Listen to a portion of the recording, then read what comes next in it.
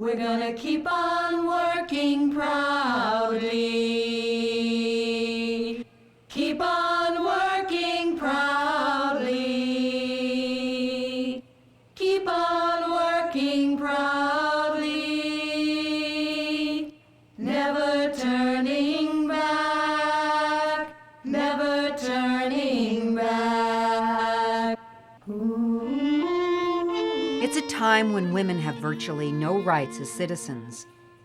The right to vote is still 30 years away. The year is 1893.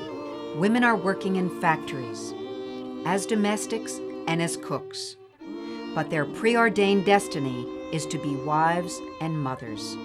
The educated few might become teachers, but as teachers, if a woman were to choose marriage, she would be forced to leave her profession. Studying to be teachers in Millersville, Pennsylvania, two women cross paths for the first time as teenagers, but it will be another 20 years before divine providence intervenes.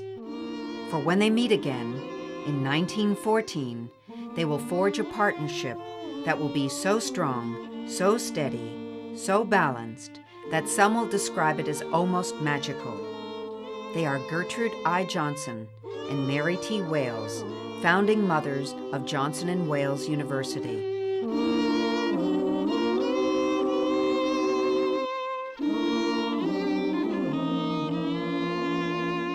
Everyone who knew them described them exactly the same way. Mary Tiffany Wales was a genteel lady, petite in stature and oh so soft-spoken, but she had spark. Gertrude Irene Johnson was the formidable one, a blustery, robust woman with a stern demeanor, the disciplinarian. Despite their different personas, they were two of a kind. They were highly principled, proper ladies, humble and very private, but they were also strong and willful, true visionaries, and they supported one another in every way. Well, these two relied on each other. Absolutely. And one never did anything without asking the opinion of the other. They got along very well, very well. They were nice to each other, never a harsh word, and conducted themselves in a very businesslike way. Miss Johnson's strength was in her ability to just get things done and get them done right. She had an uncanny way of doing new things, and she wasn't afraid to try new things. Miss Wales was sort of a calming influence. She was a very quiet lady and spoke very softly, never raised her voice. She was very frail and quiet, but I noticed with Miss Wales being so quiet, everyone said, you know, she gets bossed around. Well, she didn't. Under that little silk sleeve was an arm of iron. They were perfectionists, for one thing. You know, you did your homework, and it did get checked, and you did your work. It was just sort of a nose to the grindstone, but always with elegance. You know, always consideration and elegance. But who were these two formidable women who planted a taproot in Providence in 1914 and sowed the seeds to what would later become an internationally recognized career university? Mary T. Wales was born in April 1874 in Wilmington, Delaware. Gertrude I. Johnson in January 1876 in Norristown, Pennsylvania. Both were born to families who recognized the importance of education, even for their daughters. The two women met while attending the First Pennsylvania State Normal School at Millersville. Mary was 19, Gertrude only 17. The curriculum here was geared almost exclusively towards normal education or teacher preparation. So the majority of the population would have been female. Most would have been in their late teens, their early 20s, and they would have spent 2 years here. They would generally spend their mornings in academic subject classes. Their afternoons would be spent in what we called the model department or the model school. that was where they actually gained experience teaching. And under the supervision of faculty, they would learn the ropes of the classroom. Their day began about 6:30 in the morning with the sounding of a bell, and it ended sometime shortly after 9 o'clock at night with the sounding of a bell. And throughout the day, there was the tolling of the bell to tell the students when it was time to move to some other activity. At the other end of campus from here, that bell still rings each day as a kind of symbolic recognition of that time. Still in the clutches of the Victorian era, women were carefully guarded at Millersville and expected to be proper ladies at all times. Social activities were religiously based. There was the Women's Christian Temperance Union, a Bible study club, and 2 literary societies to choose from. Socially, this was a very conservative institution, and there were very firm and fixed rules about student conduct, and particularly about what they called the association between the sexes. It was not permitted for a male and female student or teacher-student to have a conversation outside the classroom. Students found very imaginative ways around those rules, much to the consternation of the faculty. Just 2 blocks from where we're sitting is a road called Shanks Lane, which is really only a half block off what was then campus. And students would oftentimes make arrangements, usually through this practice called snapping. And since many male and female students could not talk outside the classroom, could not talk to each other outside the classroom, they would snap their fingers, and that was an indication to meet at the foot of Shanks Lane. Today, the phrase snapping and our student newspaper, The Snapper, are a reminder of that, though most folks have no memory of it. Mary was the first to graduate from Millersville. It was 1893, and the local paper reports that she sang a solo at her commencement. Her senior thesis, written in perfect Palmer penmanship, reveals a single pragmatic statement that would one day become their school's mission, the very mission of Johnson & Wales University today. We should teach a thing not for its own sake, but as a preparation for what lies beyond. When Gertrude graduated 2 years later, in 1895, their paths separated for 2 decades. Gertrude returned to Norristown to teach and later to work as an examiner for a bank. This would prove to be a far-reaching decision, for it was here that she learned the importance of practical career training. Mary became a teacher in Newton, Pennsylvania, and fell in love. She was engaged, but her fiancé was killed in the Spanish-American War. Later, she moved to Montague, Massachusetts. There she taught first, second, and third graders for more than a decade. Mary's annual teacher salary was $400, considerably less than what the janitor earned. Destiny brought the 2 women back together in 1913 when they both accepted jobs as teachers at Rhode Island Commercial School, later to become Bryant College. It was a private, big business school run by Mr. Jacobs, and they worked for him. And I guess, now this had to be before 1914, and I guess they figured, I can hear, Miss Johnson saying, look, we're working for him, why can't we work for ourselves? And so they did. In 1914, 1 year later, the women set up shop in Miss Johnson's home at 250 Hope Street. With 1 student and 1 typewriter, the Johnson & Wales Business School was born. And I'll never forget, one afternoon, Mr. Jacobs, the owner of the big commercial school, came in and he said, well, ladies, he said, I thought I'd pay a call and see what my competition is doing. And he looked around and he said, very nice, but I guess I won't have to worry. He said, in fact, I'll even send you some students,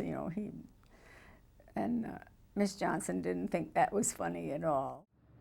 As the school grew, they moved to 222 Only Street and later to 36 Exchange Place in downtown Providence. Eventually, they landed on the 6th floor of the Gardner Building at 40 Fountain Street with 100 students in their charge. But if divine providence brought them back together, what kept them in this northern city? What did they see here that made them want to stay and open a school primarily for women? It's a very important city at that point in time. It's a port, an important port in New England. It's an important railroad terminus. It's the seat of state government. There are many, many factories and ongoing industries, the most important of which is probably the textile industry. It was a time that personnel was at a premium. And this was a time, and perhaps Miss Johnson was well aware of this fact, that there had never been such a boom in hiring and firing. And she thought, let's give them something, quality people to hire. Let's give them something, a class act.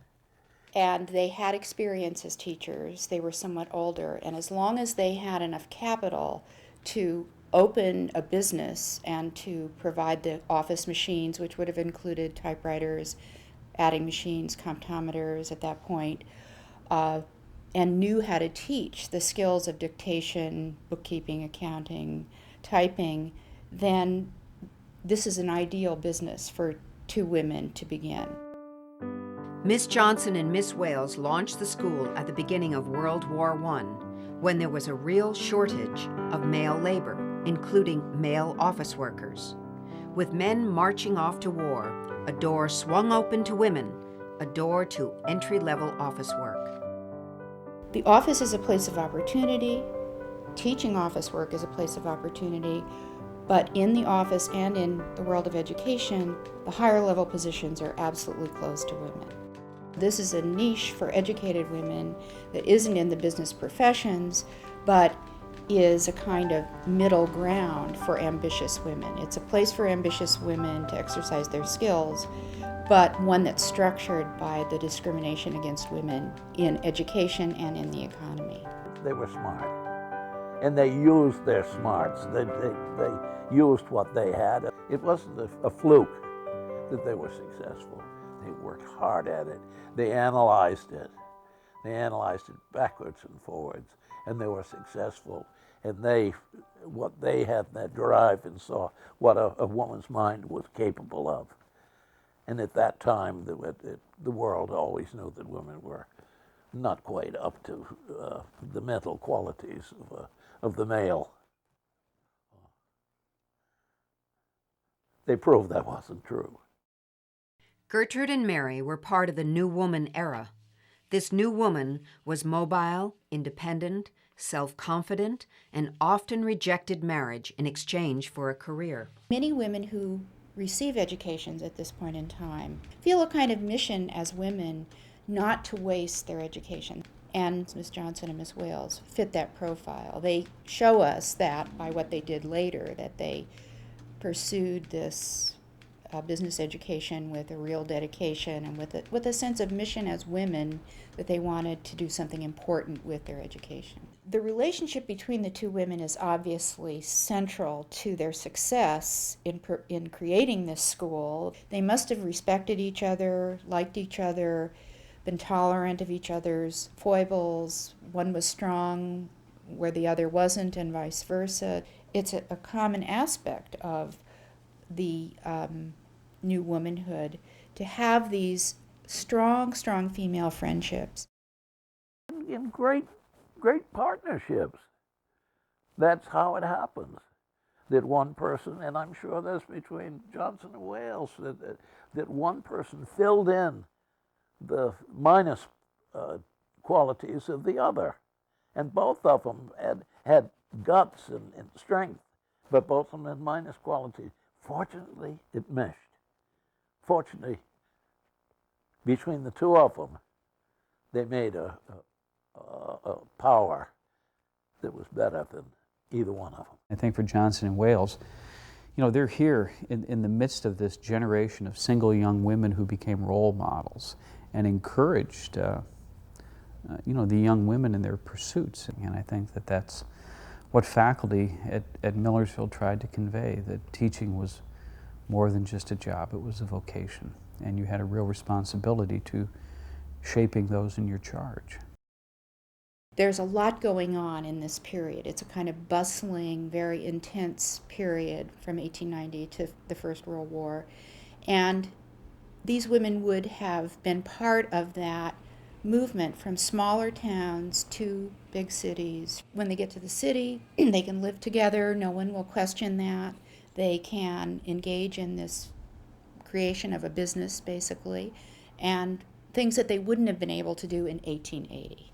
Women's suffrage is proceeding at a very rapid clip at this point, and there's a women's suffrage movement in Rhode Island. It would have been in the newspapers, in the Providence Journal that they read every day, but they're seeing this all around them. They had to be feminists. They walked into a man's world. Here, these two women, and, you know, built a thriving business, and then whatever they were doing it right.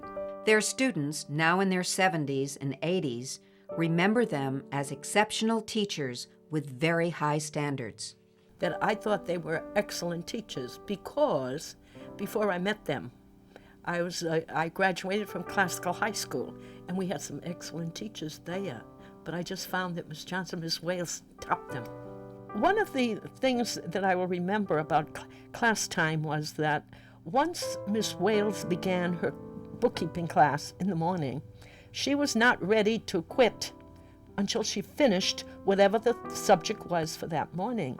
And so periodically the door would open and Miss Johnson would appear. She'd never said a word, but then the door would close. And that could happen like 3 times. We all guessed what it meant, that it was time for Miss Wales to stop, but she went right on until she finished, and then very quietly would say, "The class is over now." One thing that I do remember was Miss Johnson said, "Now you girls are not going to graduate until you can take the Lincoln-Gettysburg Address at 100 words a minute." She had us timed. We had to take the Lincoln-Gettysburg Address in 5 minutes. For 5 minutes, that was our graduation exam. But there are so many wonderful things to remember about this lady. She taught us a lot. She was very generous, sympathetic. She had that motherly instinct to us all. Of course, we were only 17, but at the time, she was our mother, taught us.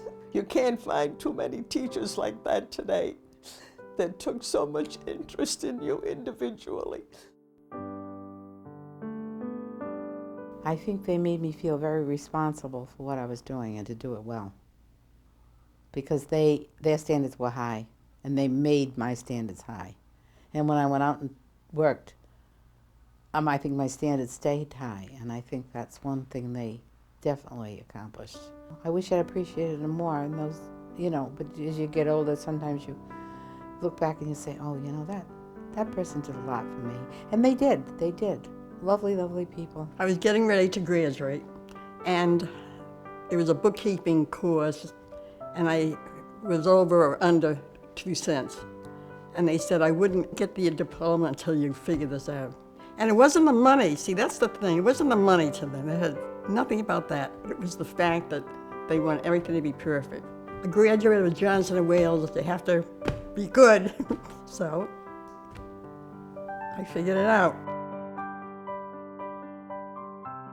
And I more than once, in situations that I was in, I would identify the people that I was working with Miss Johnson or Miss Wales. Now, I was in charge of a big high school in Honduras, and I worked with a woman who was the official principal of the school, but I was the supervisor of the whole school. And I always thought that we complemented one another, because I was Miss Johnson, but she was Miss Wales. I was that stern, direct person. Very often the disciplinarian. I was very aware that I was, I think, imitating Miss Johnson more than Miss Wales. After World War II, men began attending the school in greater numbers, And while it changed the dynamic of the classroom, the rules for propriety never faltered. It was peculiar that she had the initials, she was Gertrude I. Johnson, so of course those days GI was a common phrase, so she was referred to as G.I. Johnson, so and like a top sergeant. They expected you to come to school every day dressed for business and have the manners appropriate for a business person, and no horsing around and things like that. And if you stepped out of line, Miss Johnson would confront you, and she generally had a ruler in her hand, and she would say, "Young man, I'm giving you one warning." And then the second time she would say, "Young man, I've warned you before, you are discharged," like that. And that was the end of it. Go on. They were two very important ladies in my life. I was sort of the daughter they never had. They really, took me under their wing. After I graduated, they sent me out on 2 interviews. And I was offered both jobs. So I came back and asked, which one would you advise me to take? And Miss Johnson said, "None. We want you here." But that's how it all began. I never left. The 2 of them felt that no one should ever miss school, whether you have a cold or a headache or a broken leg, you come in on crutches, you don't miss class. I saw Miss Johnson come in one day with a cold that would have knocked a longshoreman off his feet. She just went working right along and ignored it. I don't know how they did it, They were getting on in years, and they didn't back down one bit. But when the day the hurricane started, we had all the windows open because it was such a warm day, and it was such a calm day, and then all of a sudden this wind came up, and it impressed me because it blew everything right off my desk. By the time I could get to the windows to close them, the telephone started ringing. Parents, "Send my child home, there's a terrible, terrible storm." And Miss Johnson said, "These parents, it didn't, and pretty soon they were hustling out too. And it's a good thing because you could hear the water on the first floor of the building coming in. And we managed to get out. And when I went out on the street, it was up to my knees. Every decade brought new challenges for Gertrude and Mary. First there was World War I, then the stock market crash of 1929, followed by the Great Depression and World War II. In a letter to a friend, Gertrude Johnson wrote, "Things were topsy-turvy in all lines of work. As we lived through 2 world wars and a hurricane, we began to feel indestructible. That is said in thankfulness and humility." That statement seemed to tempt fate. Their greatest personal blow came when Miss Wales was diagnosed with cancer. When Miss Wales became ill, Miss Johnson just had too much to carry by herself. And as ill as Miss Wales was, she didn't stay home one day. She came into that office, and they had put a screen up, and she just stretched out on the office couch. And there she would stay all day until Miss Johnson was ready to go home. And she was very ill. As Miss Wales became increasingly fragile, the women decided it was time to retire. So in 1947, with approximately 100 students, they handed the gauntlet over to Vilma's husband, Edward Triangelo, and his Navy buddy, Morris J.W. Gaby. Now in their early 70s, Gertrude and Mary walked away from the school, never meddling once, never looking back. "We know you'll do a good job," they told the new administrators. "We have no worries." They retired to their Warwick home, where they spent their final years together until Mary died in 1952. She was 78. Miss Johnson took it awfully hard. Awfully hard. In fact, when they had The funeral, Miss Johnson wouldn't even come out into the room. She sat in a little anteroom. She just wouldn't break down in front of people and just sat there the whole evening and talked to a few people. But she took it so hard. After Mary's death, Miss Johnson sold the house and returned to her home state of Pennsylvania, where she lived another 9 years. She died in 1961 at the age of 85. We know that Gertrude Johnson and Mary Wales took great pride in their role as teachers and dedicated themselves to helping young women learn employable skills. But they probably never realized that they were also building the very foundation for what would later become a fully accredited, internationally recognized career university with more than 15,000 students and multiple campuses across the United States. When people say Johnson and Wales, it's Miss Johnson and Miss Wales as far as I'm concerned. When I walk on the Providence campus, I look around and I just feel sometimes that they're around looking and gasping. I think that they would be very happy how it expanded onto more things. I think if they were alive and younger today, they would be part of it. I think it's a compliment to them that the name wasn't changed. It could have been. So that's a compliment to the two women. To have made this partnership, which is both a personal partnership and a business relationship, and a sense of mission and education, to hold that package together for so many decades, it's an extraordinarily admirable history. I know of no other alumni who started an institution of the stature of Johnson and Wales. This was really, for Millersville and Millersville alumni, quite a singular accomplishment. Well, I think they might have looked at each other and said, we did a good job. And they believed in each other, they believed in themselves, and they believed they could make it happen. By God, they did. We're gonna keep on working proudly. Keep on working proudly. Keep on working proudly. Never turning back. Never turning back. Ooh.